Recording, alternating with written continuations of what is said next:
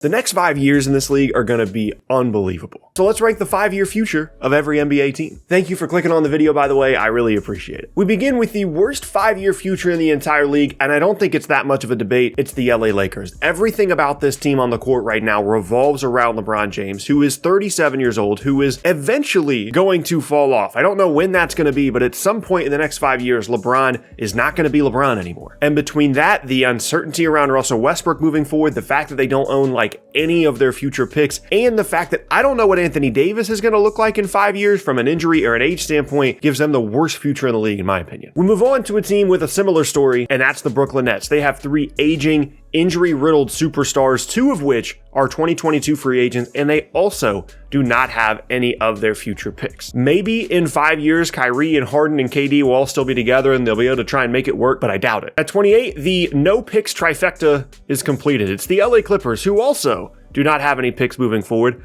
I don't feel confident at all in the health of Kawhi Leonard moving forward or the health of Paul George moving forward, and I just don't see any other real assets on this roster right now. They're going to be a huge help to them down the road. At 27, the Portland Trailblazers. I thought they would be higher, but the more that I went through the list, the more that I realized that if they're not going to move Dame or CJ, they're going to be where they are right now in a couple of years, and even if they do move those guys, they'll likely have waited too long and have limited their return in exchange for them. And even though Anthony Simons is a really exciting player right now, he's a restricted free agent this offseason, and I'm not really sure what else they have going there. Next up at 26 is the San Antonio Spurs. Really, for me, this is just about a lack of talent. DeJounte Murray is really, really good. I don't really like anybody else on the roster. I don't know what their upside, what their ceiling is moving forward with DeJounte Murray as their best player, and I have doubts about the future of the head coaching position for obvious reasons. I just don't see a lot happening here from a ceiling perspective. At 25 is the Indiana Pacers. It's a similar story to San Antonio. Yes, they have some trade assets. Miles Turner, Domantas Sabonis, these guys are 25, 26 years old. I just don't see the talent here. When you look at the other teams ahead of them, when it comes to young talent, when it comes to potential all-stars moving forward in the future, Indiana is just not very high up on that list. 24, the Detroit Pistons. It's all just a Cade Cunningham ranking at this point. I'm very confident in his ability to be a worst case, a borderline all-star caliber player. If they can put some pieces around him, they've got the makings of something really promising in Detroit. At 23 is the Sacramento Kings, and they have the talent of a team that should be higher up on this list. I just don't trust the competence of their front office or their organization at this point. They have shown time after time the ability to make all the incorrect moves at all of the worst times, despite an obvious amount of talent, especially in the backcourt. At 22 is the Orlando Magic. They really only have one guy that I really, really like moving forward in the future, and that's Franz Wagner. Jalen Suggs could be something. Cole Anthony could be something. Mo Bamba could be something. Jonathan Isaac and Markelle Fultz also could be something if they come back and are healthy, but that's a lot of ifs for me to rank ahead of any other team in front of them. At 21 is the Utah Jazz. This might seem like a very low ranking. Donovan Mitchell is awesome, and he's going to continue to be awesome for years and years and years, but this is a team that is built to win now between the age of Mike Conley and Bogdanovich, and I really think that future Gobert contract is going to limit some of the moves they're going to be able to make, and so I have them all the way down at 21. At 20 is the New York Knicks. There's just too many big contracts here. There's not enough top-end talent moving forward for me. I think RJ Barrett's going to be good. I don't think he's ever going to be an all-NBA caliber player. I don't think Julius Randle is necessarily someone you should be counting on to be your best player if you're really trying to be one of the best teams in the Eastern Conference. I just don't see the ceiling. I don't see the upside. I think they've limited their flexibility. I have them at 20. At 19, I have the Phoenix Suns, which might feel a little bit low because even though Chris Paul is going to be moving on at some point here relatively soon, they still have Devin Booker, DeAndre Ayton, 2 young players. They still have Mikal Bridges. Here's my biggest issue though. The ownership there has proven time and time again that they are willing to be cheap. They are willing to give up top tier competitiveness in order to save some money. I just don't trust the ownership group to commit to winning in a real way. At 18, the Washington Wizards. This comes down to if Bradley Beal stays and or if they can get value out of him into the future.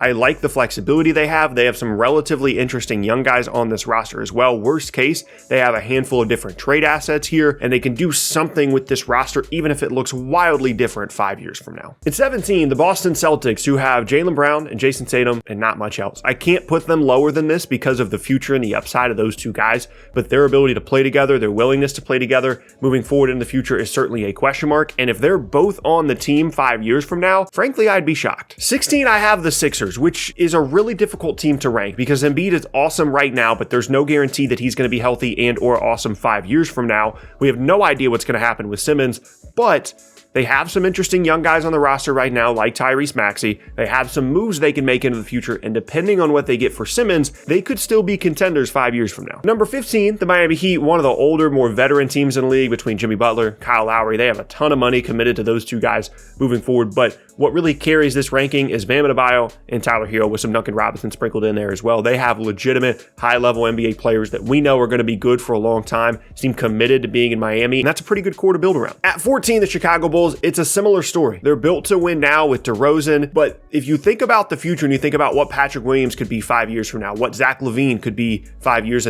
from now, having Lonzo Ball still on the roster, there's a lot of future and upside here moving forward for Chicago to kind of move the pieces around their young core here and continue to be a contending team even 5 years from now. At 13, the Mavericks. I can't believe they're ranked this low because Luka, they have an MVP candidate signed long-term for at least the next 5 seasons. But I just don't know what else they're going to do with this roster. I still don't really like Jason Kidd as a coach. I don't know what the future of the Luka KP combo is, and I just don't see a lot of fantastic moves around Luka at the moment. But because he's there, they have to be worst case 13. At number 12, another team that I cannot believe is ranked this low, the New Orleans Pelicans. They have Zion for whatever that means at the moment. They have Brandon Ingram, who's going to be a good young player moving forward. They've got some other interesting young guys. They've got all these picks from the Lakers and from Milwaukee, but I just don't know how they're going to be able to put it all together. I don't have a lot of faith in the front office to do it correctly, and Zion is still a massive question mark, and so the highest I could put them was 12. And number 11 now is the Charlotte Hornets, and really the only reason for this is LaMelo, and it's not just who he is as a player, it's not just his abilities, it's not just the future and the ceiling and the upside, but it's his ability to be really fun to play with and what that can mean for them in terms of bringing players in terms of Charlotte becoming an exciting place for players to be. In addition to the fact that they do have younger players like Rozier, Bridges, Washington that can be interesting into the future, I really like the future of this Hornets team. At number 10, I have the Toronto Raptors. They've got some incredible high upside pieces, guys like Scotty Barnes, but they have an incredible coach and an incredible front office. They are going to do the absolute most that they can with whatever cards they are dealt. They're going to be in such a good position for years and years and years, mostly because of the infrastructure of the organization. At number 9, I have the Milwaukee Bucks, even though they don't have a ton of future picks. As long as you have Giannis, you're going to be a contender. That's the point of dominant that Giannis is at. He has reached the LeBron level of dominance, especially in the regular season, where if he's healthy and he's on your basketball team, you're winning 50 games, and that's the end of it. And 5 years from now, he's still going to be that guy. He might even be significantly better than he is right now. I can't put them lower than 9. At number 8, I'm surprised I had this team this high. It's the Minnesota Timberwolves. They have a lot of really interesting young guys. Karl Anthony Towns, Anthony Edwards. I think they finally have the head coaching situation figured out. They feel like the Phoenix Suns before they got Chris Paul, where they're a move away from being a real legitimate big time team, and that's why I have them at number 8. In number 7, I have the Golden State Warriors for a variety of different reasons. I think their stars, apart from Draymond Green, are going to age relatively well, assuming that Klay is going to be healthy moving forward, and then they have all the options of Kuminga and Moody and Wiseman and the ability that gives them to play those guys and develop them or move them somewhere else for a star that potentially bridges the gap. This feels like a very long-term situation here. There's no real threat of any of these guys leaving. I think they're in a fantastic spot. Number 6, the Houston Rockets. I really didn't know what to do with them. It kind of depends on what you think of their young players. I just went with the odds here because they have so many rookies. They have so many young guys. They have so many picks. The odds are, if they don't screw it up, they're going to be a really good team in the West 5 years from now. Now, it's possible they screw it up, but they have given themselves such a large margin for error that I really can't bet against them having one of the brighter futures in the league. At number 5, the Denver Nuggets. This comes down to Jokic is still going to be there 5 years from now. Jamal Murray should be as well. I don't know what the future of Michael Porter Jr. is there in Denver, and that certainly holds them back a bit, the uncertainty around him and the contract that he's owed.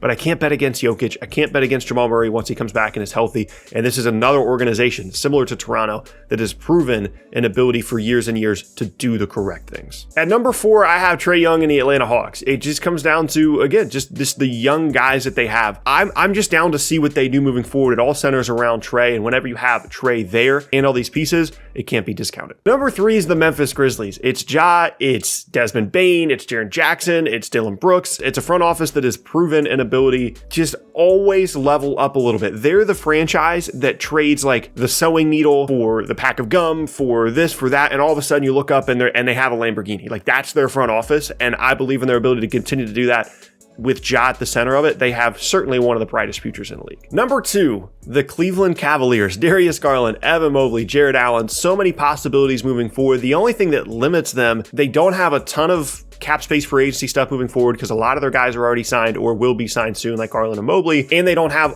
this crazy number of future draft picks and things like that. It's the only reason they're not number 1. But the team that is number 1, you might have been able to guess it, is the Oklahoma City Thunder. And it's not just about future draft picks anymore. Like, it's nice that they have all these picks, but I really like at least 3 of their players. I really like Giddey. I love Shea. I really like Lou Dort. You can start to see them assembling a real basketball team here. I think their coach is pretty good. They are going to have every option in the book for them moving forward. They certainly have, in my opinion, the brightest future in the league over the next 5 years. Hope you enjoyed the video. If you did, leave a like rating on it and let me know how you would have ranked each of these teams as well.